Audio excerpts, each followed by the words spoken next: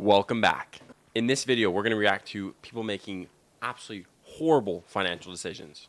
And Oh, he lost money. why? What were you doing? I was just slowly investing it, and then one day I lost all my discipline and pulled it all out of the stocks and crypto I was in. You should ask him what he had it invested in. What did you have it in? That's what I'm trying to understand. What was in this account? Well, it doesn't even matter what I was invested in. I pulled it all out, and I started with options, made some money, and then blew it all up. Oh, for sake. Yeah. I called my mom, and she's like, that's basically gambling. I'm like, I know.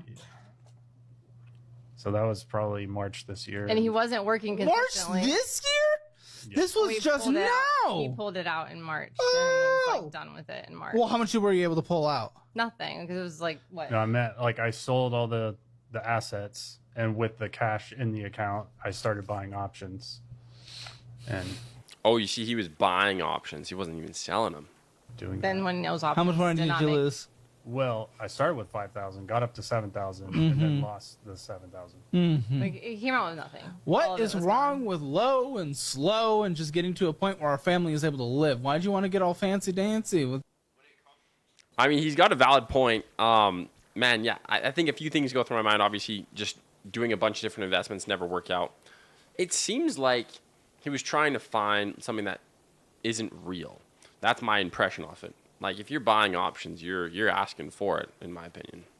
All right, next one. Next up on this new series of poor financial decisions made by divas so that you don't have to feel so bad about your financial decisions, let's talk about my 60% interest loan. You heard that correct. And if you're new here, my name is Diva. I was the diva of bad financial decisions. I'm no longer that person. I'm just trying to get out from under this. 60%. I mean, she hasn't even walked through what the loan is, and I'm already scared. But you can feel better about yours. I promise you, you will. Because when you see what I signed off on, let's just say I hadn't ever actually looked at the interest rate until tonight, and my jaw hit the floor. It's not a payday loan either. I like to reveal the names of the companies, but I don't want anybody to go. He was wrong. My interest rate is 64.78%. I find it 64%? Is that what she said? Did it? Ready to go. He was wrong. My interest rate is 64.78%. Oh my gosh. I wonder what she bought. I don't know if it says. Man. I financed $4,500, and the finance charge is $8,836.75. What? She financed $4,500. $8,000 is the finance charge. So whatever she bought, she's paying triple for it. I would pay a total of $13,336.75. I am a wonder at making financial decisions in the past. It's worse. Final payment date, if I just paid the minimum, is Friday, January 14th, 2028. I financed this bad boy for 5 years. But the most depressing part is that I did $4,500, and I've been paying on it for an actual year because I funded it on October 2nd, 2023, and my remaining loan balance is $4,175.81. They take out $118 every 2 weeks. I hope you feel better. Oh my word. $240 a month she's paying, just about $118 bi-weekly. Wow. That's depressing. Now you know. Avoid that.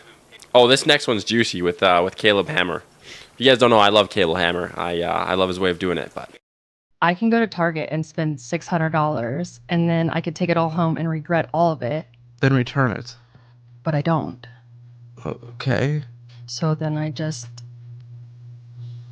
am negative $600 for going to Target. And how much is this loan that you took out that he doesn't know? 6,000. Almost what you bring in after taxes and everything on a monthly basis. Immediately, a month has to go to that. How much was this vacation? You took out 6,000? No, the vacation was 4,000. What kind of lifestyle are you guys living? Champagne taste on a beer budget. It seems like we kind of spend when we want to spend.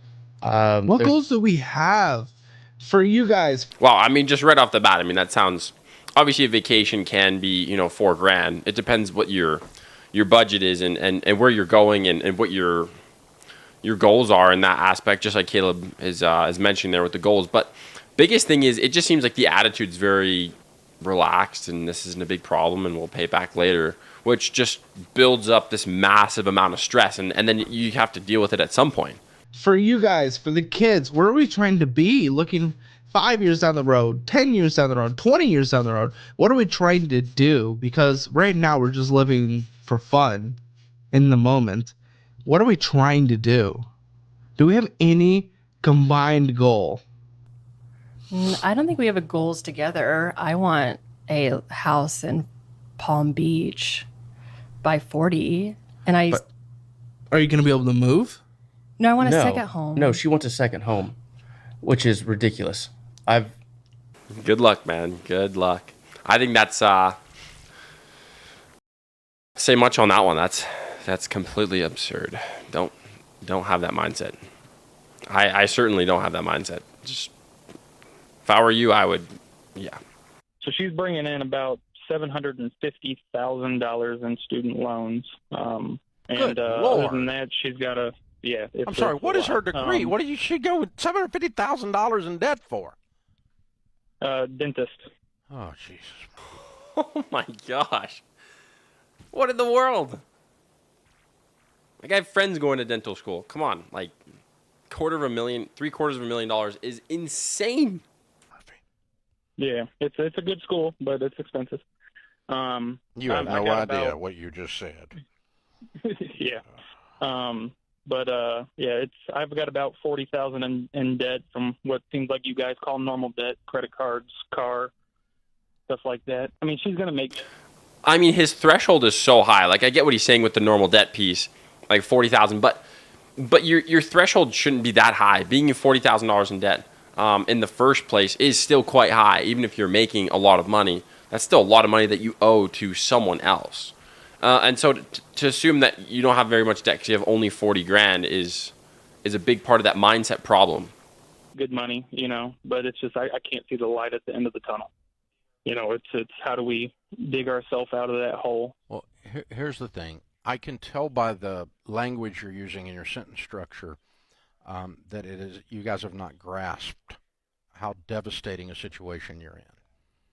And with that, what a huge mistake this was. And part of solving this is going to be that you say out loud, and she says out loud, what has happened here. It's in the rearview mirror, and I'm not trying to shame her, but you have, in order to run away from a problem, you first have to realize that it's a problem.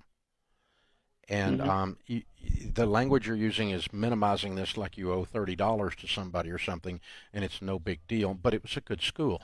It's not a good school. She paid double what she should have paid for her dentistry degree. Double. She got screwed. Yep. She got screwed. And you guys are up a creek. You're in a real mess. Guys, hopefully if you know someone who's going down that path, just try to point them out of it. Obviously, dental school, just like you said, they paid about double, but paying double is unreal. Imagine if you went up to a house that was $350,000 and you said, hey, just because I like the house extra, I'm willing to pay double on it. That doesn't make any sense. Even though it's going to, the home is going to appreciate, you're still not going to pay double for it because the investment, the ROI is just not worth it at that point. Dave made a good point with the mindset, just having that mindset of, it doesn't sound like they're too serious about it yet. You need to hit that wall and be like, I'm so done with this lifestyle, and then actually improve from there. Hi guys, my name's Harry. I'm a gambling addict in recovery. I'm 25 years old. I've been an addict since I was 18. I started out when I was 17, going to the pub, as Rebecca said, after starting my apprenticeship, and going to the pub and just with the older boys and playing pokies, only small bets, which then the day I turned 18, I downloaded my first online bookmaker. And I think, just like it says here, I feel horrible for him. I feel so sad for him. Like, it's just sad. I was offered a deposit match on the first one I got. Within a month or so, I was hooked. I was losing everything I was earning. I've lost over $400,000 in the last 7 years due to my addiction, and I've probably been offered, I don't know, over $100,000 in deposit matches and bonus bets. I've withdrawn $10,000 of my super when the super thing came out because I didn't think I'd have a future. I had a $17,000 loan for a ute that I had, which I sold. I mean, yeah, this is just super sad. And if anyone's going through this, I'm sorry. Try to get help. Try to seek that professional help to try to get out of this. And obviously, you know, the world that we live in is not perfect, and just try to do your best with staying away from these things. And if you know someone's going through it, I definitely sympathize with that. But with that being said, stay on the path, guys. Make sure that you're just doing your best, and things to avoid get pretty serious. So with that being said, if you did enjoy this video, click the like button. If you want to watch more of this content, click right here, and see you guys later. Bye now.